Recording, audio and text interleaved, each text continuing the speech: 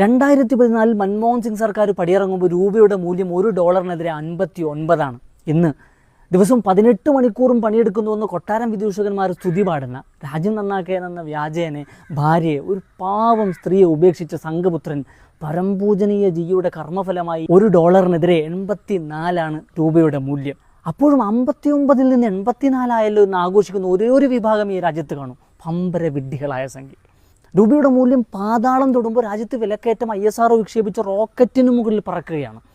ഒക്കച്ചങ്ങാതിമാരായ കോർപ്പറേറ്റുകളുടെ ആർത്തി പൂണ്ട് ഉദരം നിറക്കുക എന്നത് മാത്രമായി ഈ വിവരം കെട്ടവന്മാരുടെ താല്പര്യം.